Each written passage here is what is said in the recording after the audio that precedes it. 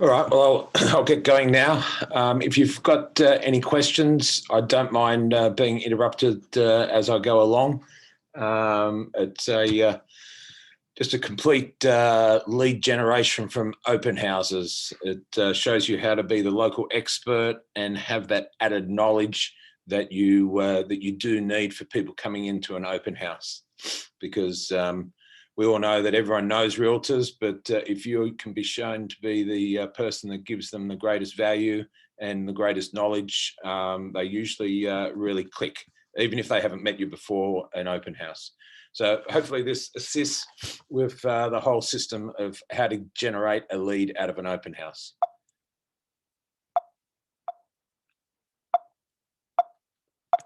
And where is Katie?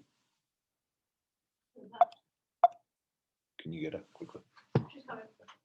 Katie, he needs your help. It's not. Not moving.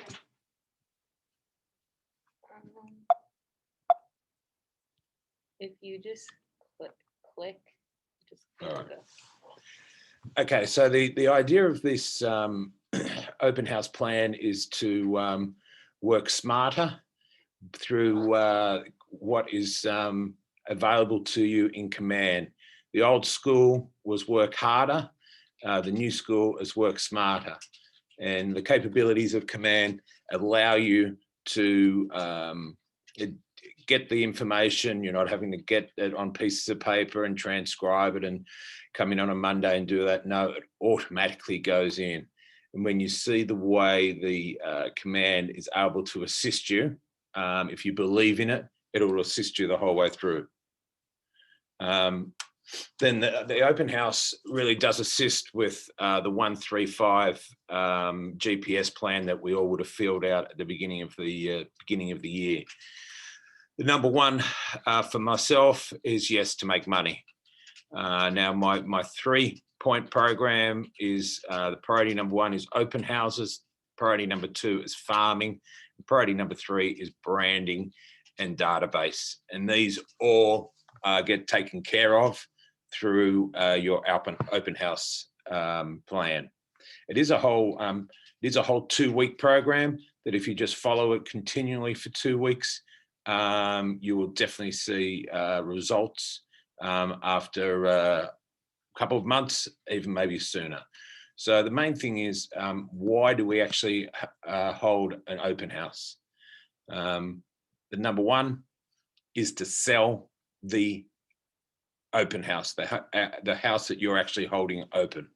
That's important for you to build up a great rapport with either, if you're on a team, with your team leader, because they all of a sudden realize that you're the number 1 person to go to for selling the open house. The number 2 is to get lead generation for listings. So you've got people that come in to your open house that are neighbors, that just see the open house signs, and then you have buyers that come through. Now, a lot of these people, as mentioned before, just have friends as realtors, and if you can show that you're the local expert and have a great conversation with them, they'll hopefully invite you into their house to have a look at their home and make any suggestions on their home, especially if you've got this open house set up perfectly. The one question I generally ask for people that are coming into the home to work out whether they're a listing or a buyer is I ask them, do you live in this neighborhood, or are you ready to buy a home? And they all of a sudden will give you the indication that if they're a neighbor, well, there's a very good chance that they're just doing an interview for yourself for listing their home, or they may have a friend that wants to move into the area. That way, even if they've got a friend that wants to move into the area, great, you can always have the conversation that I'm available to show this home 24/7. That's the question, to discern whether they're lead generation for listings or lead generation for buyers. So they're the two for your lead generation in an open house. And also to build your database. In discussing with some big teams, they like everyone to register, even if they do have a realtor. You can tag them to say that they've got a realtor, so you don't overstep any boundaries. But it's great just to still have their name in your database. It builds up numbers. And then if ever you decide to do a monthly or quarterly newsletter, you're just passing information out. So the more your face and your brand gets in front of people, and everyone, like I'm actually on a database for 3 other teams, and I get their newsletters, and I'm a realtor. So, and I read it. I think it's great information. So it shows me what other teams are doing. So they're the 4 reasons why you actually have do an open house. So this 2-week, it's an endless program. It just keeps rolling around every 2 weeks. It shows that you're the professional as the local real estate specialist. Now, there's a few interesting points that you'll see here that when you're building up your knowledge of the area, you're able to talk with a lot of confidence inside your open house, and that's what you want to do. So yeah, getting to attendees of open houses and what their train of thought is. Statistics that I pulled out about 12 months ago show that 70% of buyers and sellers hire the first agent that they speak to. 80% of open house guests are truly not properly represented. Now, when I say that, it could even be higher if you then turn around and say, well, have they signed a buyer's agreement? So when you're looking at that, really, you're a very good chance of every second person that comes through your open house of having a serious conversation with them to get them for you to be their buyer specialist or their list session. So in doing that, when you're having the conversation, you want to be the professional and add value to their search. When you're doing this whole program, you just have to be willing to follow it, willing to do it, the whole process. Yes, there is a lot of hours on weekends. The way I most probably do my weekends, I most probably work close to 20 hours on weekends. I'm up on the computer at between 7 and 8 in the morning. I'm looking for new listings around my open houses. I may even try and get in and have a look at them even before I go to my open house. The number 2 point of this is just to follow the process and the systems. And the number 3 is the follow-up and the strategy. The follow-up, now that I've been in real estate for 2 years, even people that have been in it for 40 years, 30 years, follow-up is always the most difficult thing to just get into a process of. And that's what Command can assist you with. When you go into the smart plans, you'll see that there's, I think there's about 20 different smart plans follow-ups there now for your open house. I follow them, but I actually don't set them up. How I follow them is you work out whether they're ready to go straight away, whether they're a red buyer, that's one that wants to buy straight away, or just to get into 3 months, or then there you got your 6 to 9 months. So, and you'll get to know the feeling of it, the conversations you have in the open house, but it is a matter of just following the process. To give you an idea, especially for new agents that don't have a great amount of money behind them and everything, to do an open house, minimal amount of money to set yourself up. And so you look in the first 12 months of what I did there, something like 12 transactions, and 1, 2, 3, 4, 5, 6, 9 were from open houses. So that's cost effective. My second year, yes, just continued on with the open houses. Yes, we use Boomtown and letters and referrals. Hopefully referrals will come further in. The main thing there is with open houses with new agents, if you're on a team, I try to do 4 each weekend, and on a new listing, I even do a 4 to 6 in winter and a 5 to 7 in summer, midweek. to get the keen, that they are keen buyers that come in during the week. So that's what I do there. If you're a single agent starting out, I definitely try and lean on anyone else, especially here in KW Consultants. Like we've got almost 300 agents here, and many are individual agents. I'd try and team up with them as a buddy system, and whenever they've got a new listing or whenever they need an open house, hopefully you can show your professionalism not only to the buyers and listers, but also to your colleagues, and they'll come to you and ask you to do open houses all the time for them. So especially when you're wanting to do, if you're wanting to do 4 each week, it is a numbers game. Unfortunately, in today's market, yes, open houses are very difficult to come by because sometimes they're sold before the open house on the weekend. But some teams have strategies that they don't have any showings of the home until the open house on the weekend.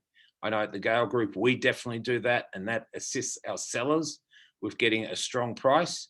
And then at the same time, to whoever's holding the open house, yeah, you've got the serious conversation straight away with the person. So there's all different strategies that teams and individuals agents use. And as I say, if you're an individual agent and you're new, I definitely lean on other individual agents and work with doing their open house, even shadow them for a few of them. So the 2-week program, on week 1 of the Monday is assign open houses for the following weekend. This whole system, you'll see that on the 2nd week, there is a fair bit of work on the Monday, but for the week 1, it's just a matter of, on our team, we discuss what we're doing the open houses, who's doing them, and it is great to get that publicity out early in the week. As I say, today's market is a little bit different, but when I started out 2 years ago, I definitely saw a stronger attendance of open houses when I had it publicized on the Monday or Tuesday compared to the Friday or Saturday, because they will actually work their schedule around your open house. But later in the week, they've most probably already got a schedule organized, and when your open house pops up, it may not be suitable for them. So that's where that Monday is always important to do. So on the Tuesday, yes, you need to confirm the open houses because sometimes the owner needs to be spoken to. When I'm doing an open house for another team or another individual agent, you'll see the Gale Group homeowner questionnaire that I've got there on the screen. That is great information for you in the open house. One thing that when you can turn around, when someone asks, oh, what's the age of the roof? You can just turn around and say it's 2011 straight away to them. You can answer the question straight away. You're showing that you've got detail there for them that many other agents don't. There's a lot of other agents will go, oh, I'll get that information to you this afternoon or something like that. But if you've got that on hand, that's great. This homeowner questionnaire, I do not hand out. I keep a hold of. I will answer all the questions. If they ask me, oh, can I have a copy of that?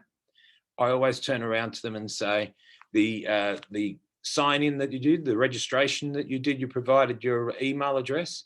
I will have that to you within 2 hours of me finishing this open house. If I'm doing 11 to 1, I generally say I'll have it to you before 4:30 this afternoon, because I've got the other open house to do. But if I'm in the second open house, I generally will say I'll have it to you within an hour or 2 of the open house with that email. Getting those emails and phone numbers is very important. Obviously, it's for building your database, but it also assists you with the follow-up. So the homeowner questionnaire and a few other sheets that I'll show you, I do not hand out at the open house. Then when you know where your open house is, I go to Zillow and have a look at for sale by owners, and I go to the MLS and I look at expireds that are around those open house. Because the one thing when you're in that open house, so many people don't look at these options, that if you can turn around to someone that comes in and says, I've got an off-market listing, or I've got a home, a property that is not listed on the MLS, I think would be suitable for you, and you can talk about the home, you're then showing them how much you're on top of your game. So as a result, on the Tuesday, I call around for the for sale by owners and expireds and try and make an appointment. I check then in the afternoon, I check that the open house that I'm holding has been posted in the MLS. Unfortunately, it's only happened once, but I learned from it. Yes, I was in an open house on a Saturday and I was expecting people because it was a new listing, and I was wondering why I didn't have people coming through.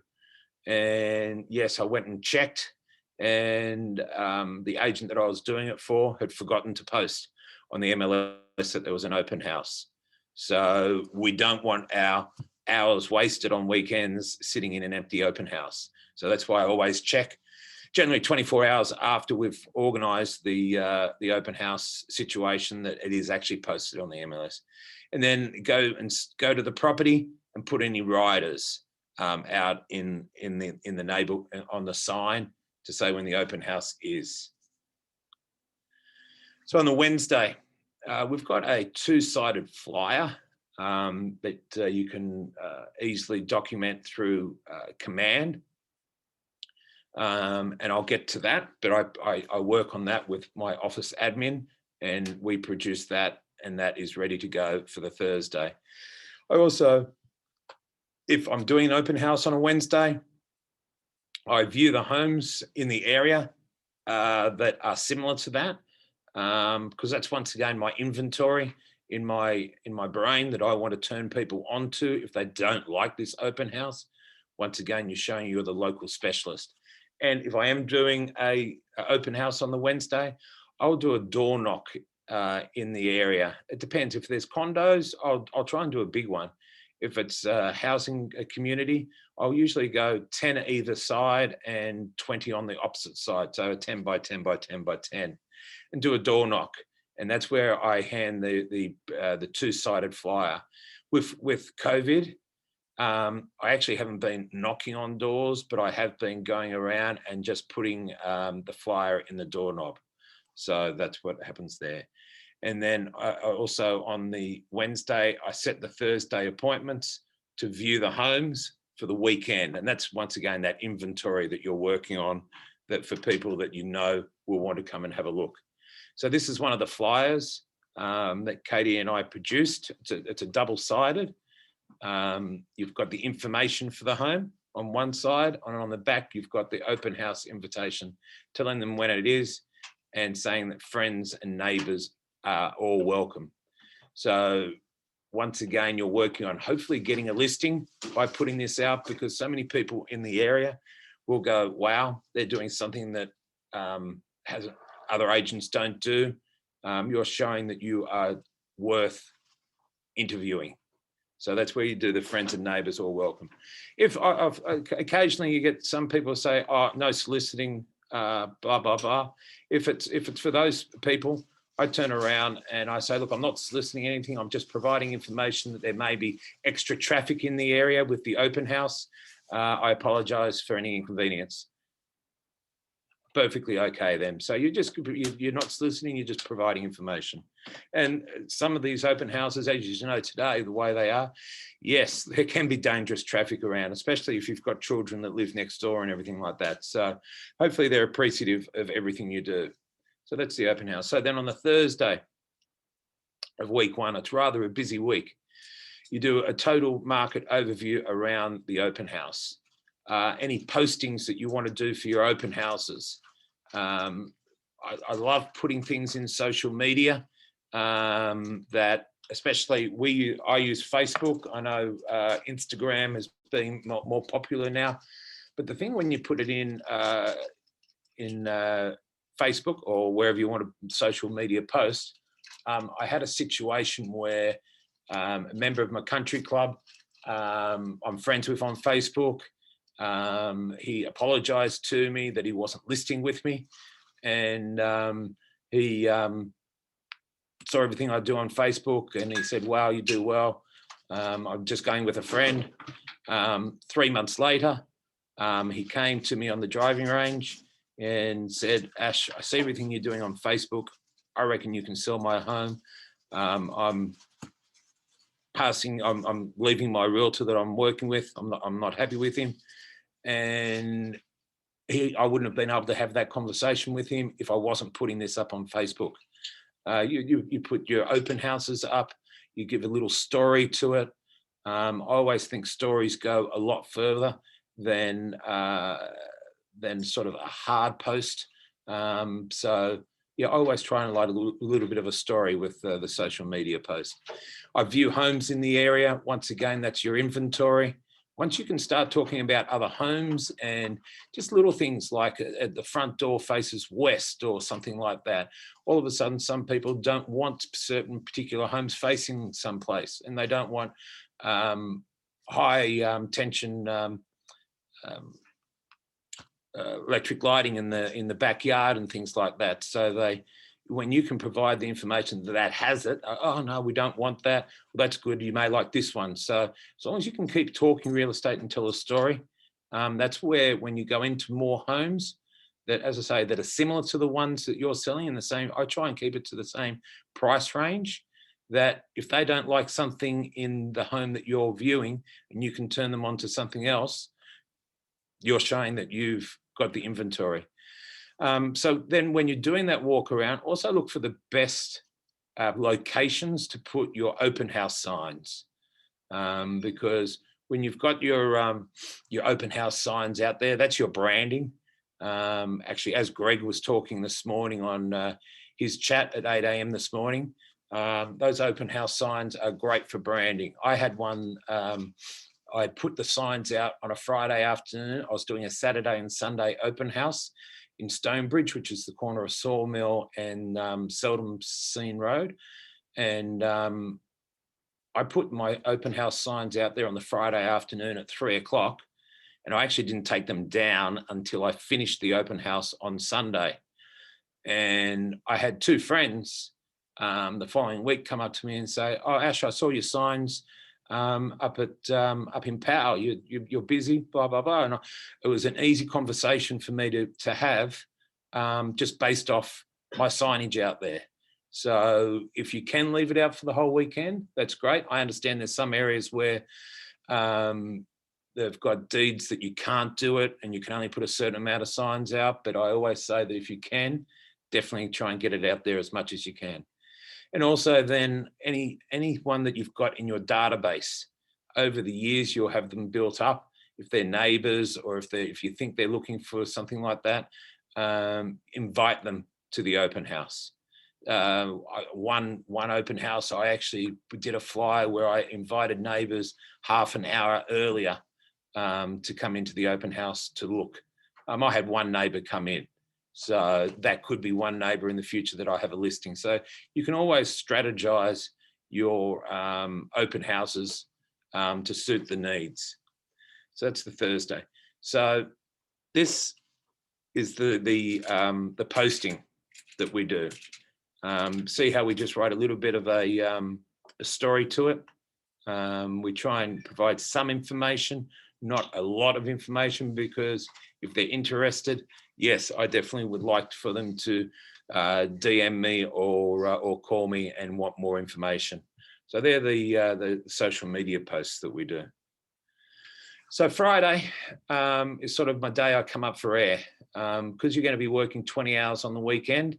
It's sort of what I call my free day, my catch-up day. If I've got any buyers that I feel as though I'm not going to have time on the weekend and they can go and have a look at homes, I take them out on Friday whenever they can. But because, as we know, real estate really is a 7-day-a-week program, you don't try and have a free day for yourself. You never will. So that's why Fridays are sort of my free day or catch-up day. So then on the Saturdays, on either on the Saturday morning or the Friday afternoon, I've put the signs out for both days. I have the open houses from 11 to 1 and 2 to 4, but you'll see there where I actually schedule them from 10:30 through to 4:30 because you need to be fully prepared. You need to be on your game, and you don't need to be rushing. When you get there at 10:30 and you've got the signs out, you're able to sit there and even have another look around the house and see anything that you could talk to people about or anything that you may have missed. So that's, you just give yourself a lot of time. There's nothing, my worst open homes is when I've been rushing there. I've got there at 11:05 and I've got 5 people out the front door. And they just do not work when you rush like that. You need to take your time, get there. On a Saturday, yeah, I'm on the computer between 7 and 8 o'clock, as I said, looking at other homes and everything that are coming up. You'll see the stand there that I have with the registration from, that's all set up through Command.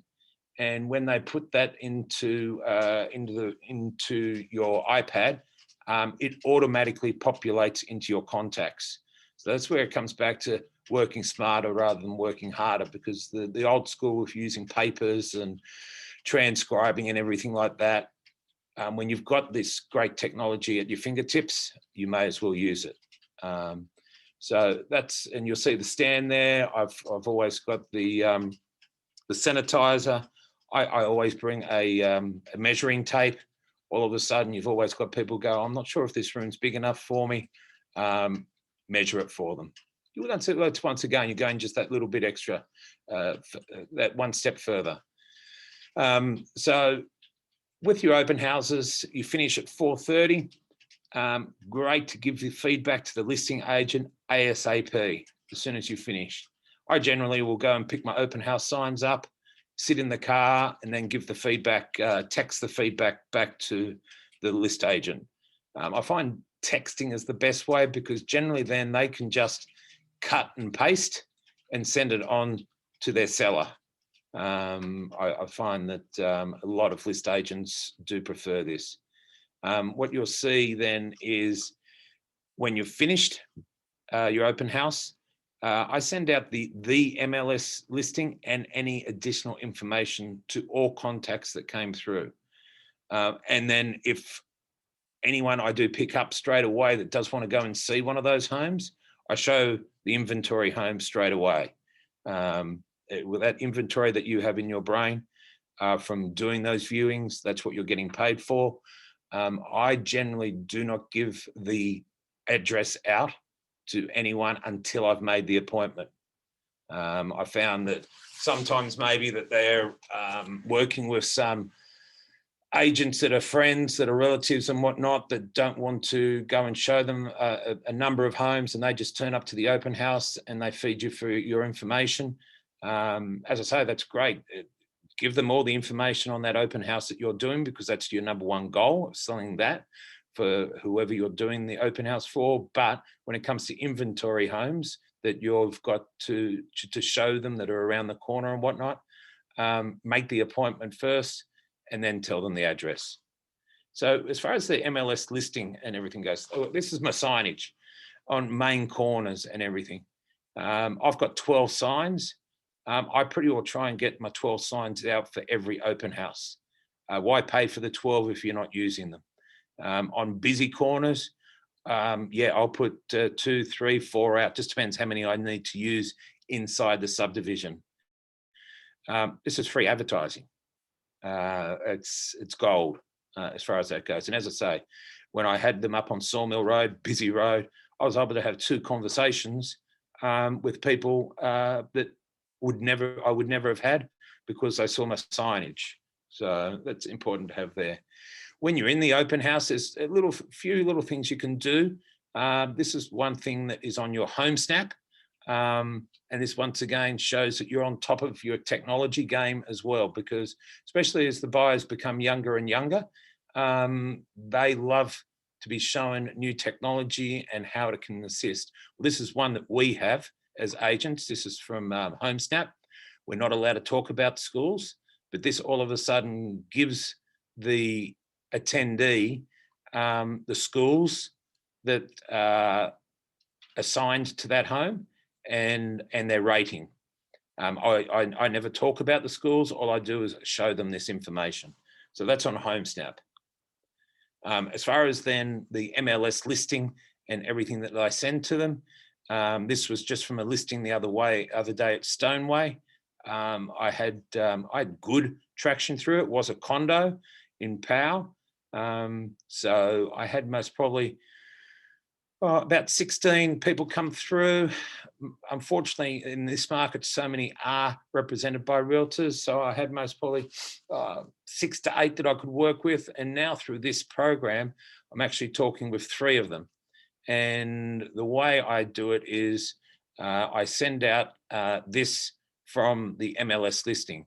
And as you can read there, I'm turning around to them and obviously trying to sell that home I'm in as the first option, but also I'm going to be showing them that I can give them added value. So page 2 is down the bottom. You'll see that there's 4 pieces of information that I give to them about that condominium complex. So I give them the bylaws for the HOA. I give them the handbook for the HOA.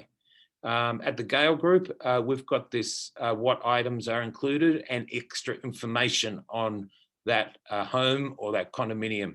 It's a 4-page booklet that we have. It gives them a lot of information on that home. It even gives them what I was saying before about the size of the rooms. That is that one step further than what you're going for them and giving that information. Once again, if they're wanting to list, they're seeing that, wow, he's going an extra step to try and get this condo sold or this house sold, we should employ him. So that's where you're really showing, you're giving the information for the condo or for the home, but you're showing how you do it and how keen you are to sell that condo, and also the RPD for it. And that's where, as I say, I don't give any paperwork or anything out at the open house. I do tell them that they're all going to be provided with that information within a couple of hours of the open house being finished. So that's the information there. Then I also give them, I've also, before I actually do the open house, I've also got a comps for that open house that I've already got set up. The way I do it is I've just got the listings on this page, and then on the second page, on the next one, I've then got the link to take you to the CMA for the homes that I've emailed separately. So they're the ones that I just emailed to them. So you click down to view listings, and that's the CMA that comes out. And all of a sudden, you're providing them the information that if they want to put an offer in on that condo, you're just providing it to them. They don't have to go looking somewhere. And as I say, it really shows you're going that extra step to get that condo sold. And I always give the feedback to even my seller of what I'm doing, and they're always appreciative. So that's that. So this was one of the I received a correspondence back. This is what it said. Thank you for the 3 emails and vast information you sent us. All of a sudden, I know he's probably not interested in the Golf Village condo, but I've also now got a conversation going with him to show him other condos. So once again, all of a sudden he realizes that through the information I've given him, I've turned him on to working with me and finding further opportunities for him. 2 other people sent something similar back. And it's hard to have a conversation with everyone in the open house. So this may hopefully pick someone up that you didn't have that conversation with in the open house, that all of a sudden they go, well, we're not working with someone, but this is a professional. We feel as though we'll get the job done with him.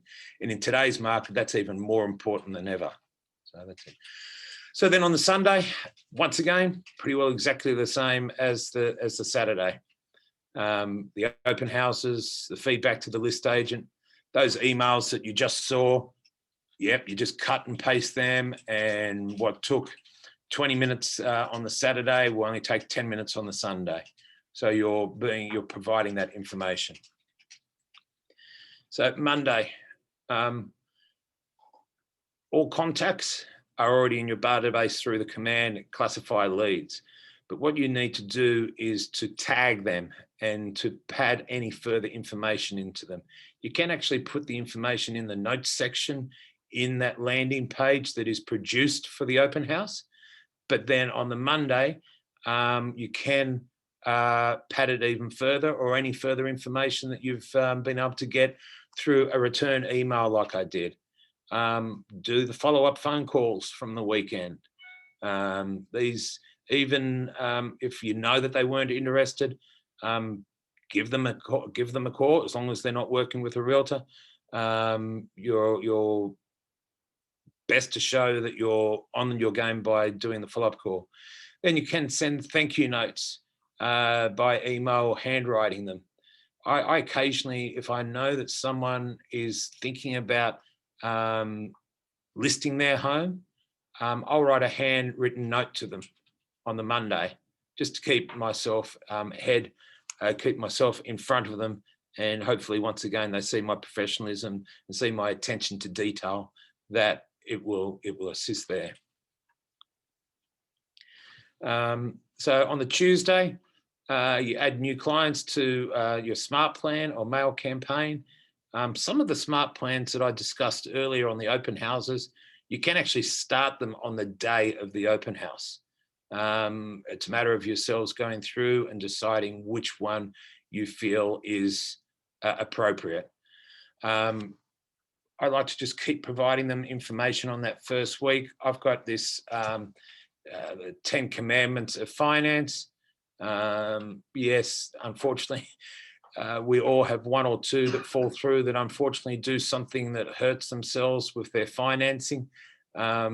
Just by reminding them of this, it definitely shows that you're trying to provide some added value to them. So that's on the Tuesday of the second week.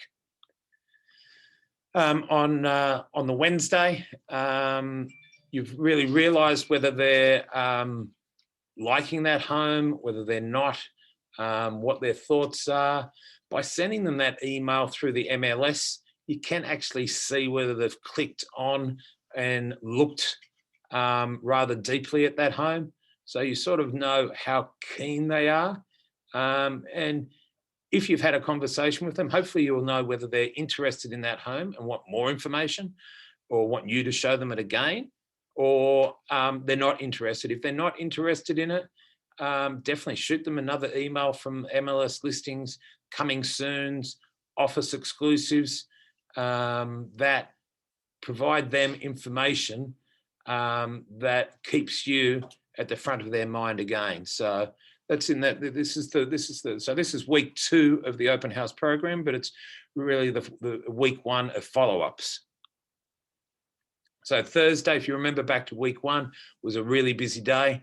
On the week 2, it is now just follow-up calls, because by now you've recognized that you're working with them. They're interested in that home. They're not where they are. Hopefully by this stage, you've got some rapport. And the ones that you've got the rapport with, they're the ones that you want to work harder with, obviously. But at the same time, you don't let all your other leads fall away at that time. You still keep calling them. I had one actually, I think it was my first listing ever. He never answered any of my 3 calls. He then calls me on the Friday and says, Ash, I'm sorry, I haven't been able to answer any of your calls. My apologies. I've had a really busy day at work, busy work week. But I never told you that we're thinking about listing our home. Could you come around and do a presentation for us? That was how I got my first listing. He attended the open house. He liked the follow-up calls. He could see that I was trying to sell that home, and Barbara and I went around and we signed him the week later. So that's how I got my listing. So telling stories, even telling stories in open houses is a great way to, what can I say, build a bond, build a friendship with people. If you can find out where they went to school, or where they've traveled in the world, or something like that, what sport they play. If you can just have that general conversation with them, you're not talking about homes, you're not trying to do a hard sell. you're building a rapport with them. So with all those, with all that happening, and that happens in the follow-up calls. So week 2 of the Friday, once again, the same as week 1. As I say, you've got to come up for air sometime. This is the best opportunity on Fridays. So then on Saturdays, once again, you're in the same mode as you were the previous week. I always, on that Thursday and even on Saturday mornings, I rearrange it again, that when I need to send those emails out, yeah, I may be writing offers. There's some Saturday night I haven't moved away from the desk till 10 o'clock at night, because, yeah, I picked up a buyer out of a home, got a good rapport with them, showed them 3 different homes, got home at around about 7:30, wrote the offer, speaking to the agent, and yeah, didn't finish till 10 o'clock at night. So when it comes to that, sending the MLS listings and any additional information, if you've already got that preset by doing it Saturday morning or doing it on the Thursday, yeah, you're able to do that. Even in conversations with my friends, it's as they say that 20% of agents here do 80% of the work. I turn around to my friends and they say, oh, we're doing dinner on Saturday night at 7 o'clock. And I always say to them, I say, well, I'm no definite, because if I need to work on a Saturday night after my open houses, that does have preference over me going out for dinner. And they make the comment that, oh, you're working hard, and hopefully when they go to list, you're front of mind of them, because they know how hard you work to sell a home. So that's sort of where this open house program can just assist you with just telling little stories and being front of mind all the time. So then the Sunday is the same as week 1. It is, as I say, for my first year in real estate, which was 2.5 years ago. Yes, there was a lot more open houses to do, and they did stay on the market for a little bit longer. Today, yes, there are not too many open houses if the home hasn't even sold before the open house.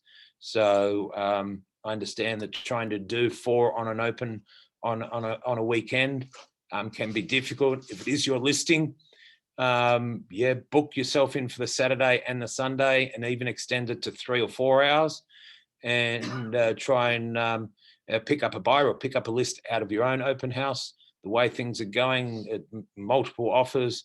Usually the offers are in by 6 o'clock on a Sunday, and answers by the next day. So if you've got the listing, go ahead and do the 2 open houses. They don't have to be for the 2 hours. They can be 4 hours, 3 hours.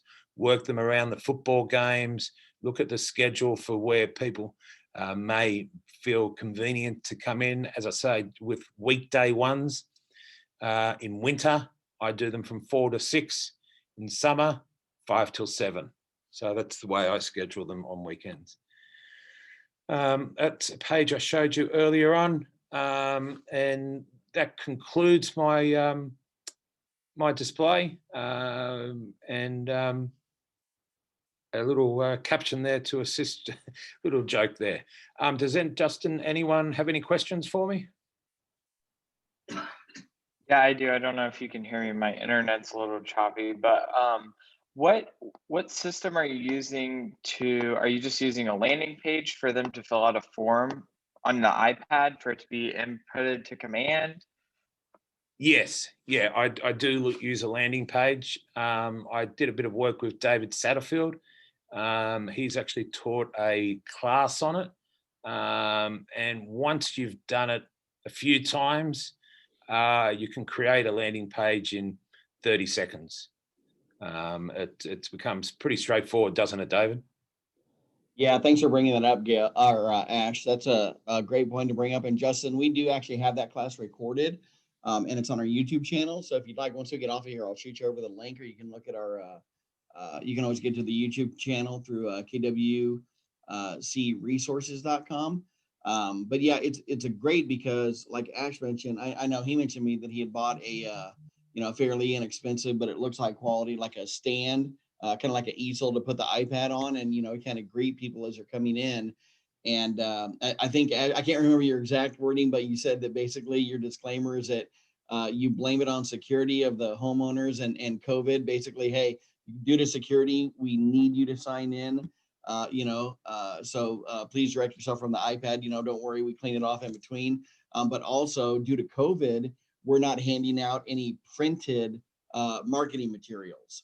And so, you just direct everybody to that thing to have them sign in. I believe there's a comment section on there, if I remember right. And Ash, correct me if I'm wrong, but you were asking everybody to put what their lead was for the open house. Whether, was it a friend, was it a realtor referral? Did you find out about this from a Facebook ad or a social media post as well? And the fantastic thing about those landing pages, Justin, is those contacts, they immediately go right into command. So like Ash was talking earlier about how he plugs people into smart plans. If you've got one of those, I think they're up to 27 or 28 different open house smart plans now in the library. That just keeps growing and growing. But you just tag them with, like open house and the address, or however you want to classify people.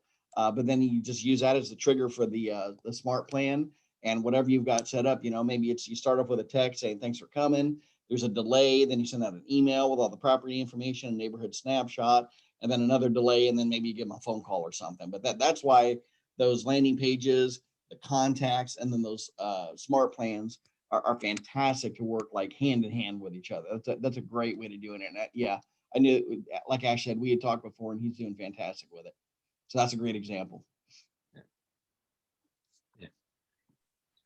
All right, guys. Anything else?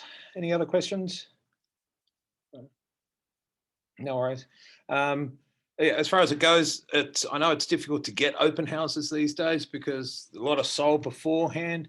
But it's just for a new agent, it's an inexpensive way of getting leads. So I highly recommend it, and good luck with your open homes. Thanks, guys.